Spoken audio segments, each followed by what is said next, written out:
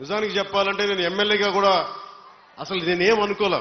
నా కర్తవ్యం ఒకటే, తల్లి డొక్కా సీతమ్మ చనిపోయి ఏ పుణ్యలోకాల్లో ఉంది, కానీ ఆకలిని ఎవరన్నా తల్లి డొక్కా సీతమ్మ నాకు ఆకలేస్తుంది అన్నం పెట్టు అంటే అందరూ బయటకు వచ్చేవారు.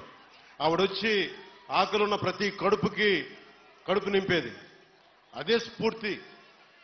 అదే స్ఫూర్తితోటి కష్టంలో ఉన్న మన సగటు మనిషికి నిలబడాలి అన్న తపన తప్ప దాంట్లో పదవులు వస్తాయా అధికారం వస్తా నేనేం ఆశించలే. కానీ ఈ రోజున ఉప ముఖ్యమంత్రి ఇక్కడ ఎమ్మెల్యేగా గెలిపించడమే కాకుండా నేను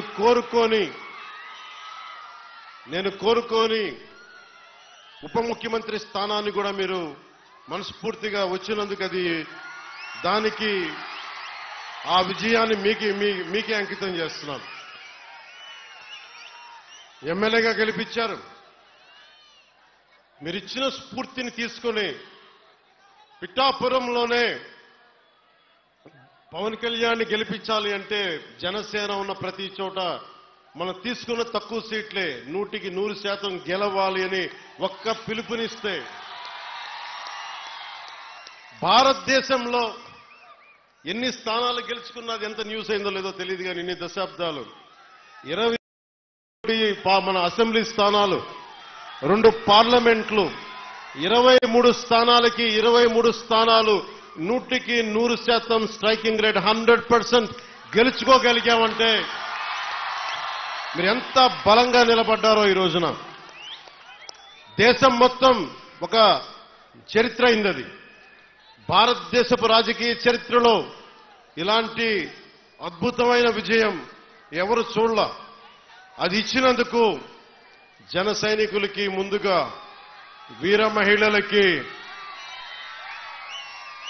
కూటమి నేతలందరికీ, కూటమి కార్యకర్తలందరికీ, అసలు జనసేన అనేది ఎందుకు మాట్లాడారంటే ముందుగా భయంతో ఉండిపోయాం. 2019 నుంచి 2024 వరకు భయంతో ఉండిపోయింది నేల. 5 కోట్ల మంది ప్రజలు కొద్ది మంది చేతిలో భయపడతారా?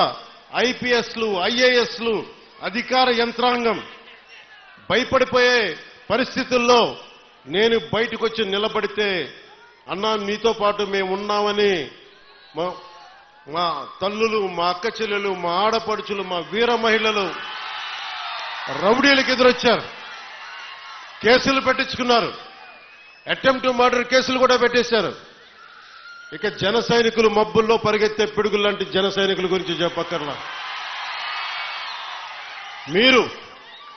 మీరు ధైర్యం ఇస్తే, కొత్త తరమే ఇంత పోటీ చేస్తున్నప్పుడు అనుభవం ఉన్న మన తరం ఎంత పోటీ చేయాలని తెలుగుదేశం నాయకులు బయటకు వచ్చారు. కేంద్రం మనకు అండగా ఉండి మనం ఎంత బాగా పనిచేయాలని చెప్పి భారతీయ పార్టీ జనతా నాయకులు అందరం కలిపి ఈ రోజు వచ్చి 164 స్థానాల్ని బలంగా గెలుచుకొని, ఒకటే అన్నారు కదా మనల్ని, నువ్వు అసెంబ్లీలోకి ఎలా అడుగు పెడతావో మేము చూస్తాం.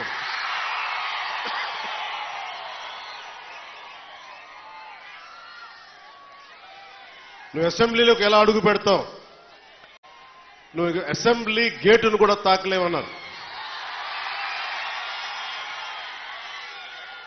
నేను ఎంత సీరియస్ గా తీసుకున్నా నాకు తెలియదు, నేను విన్నా వదిలేశా. కానీ మీరు ఇచ్చిన విజయం పిఠాపురంలో మీరు చాలా సీరియస్ గా తీసుకున్నారు. మా వర్మ గారు చెప్పారు, గేటు నెట్టుకొని రావడం కాదు, బద్దలు కొట్టుకొని వస్తాడు పవన్ కళ్యాణ్. మా వర్మ గారు చెప్పిన ఆ వ్యాఖ్యలే, ఆ ప్రొఫెసీయే నిజమైంది ఈ రోజున. మరి నాకు ఇంత ఘన విజయం ఇచ్చిన మీకు నేను ఎంత రుణగ్రస్తుణ్ణి. కన్నీరు తొడవలేని అధికారం ఎందుకు, నేను ఎప్పుడు చెప్తా ఉన్నా. నేను మీకు కష్టమైన, క్లిష్టమైన పంచాయతీరాజ్ శాఖనే తీసుకున్నాను. చాలా మంది అడిగారు హోంశాఖ తీసుకోండి, లేదంటే ఫైనాన్స్ తీసుకోండి, లేదంటే రెవెన్యూ, ఇట్లాంటివన్నీ మాట్లాడుతున్నా. నాకేమొద్దు.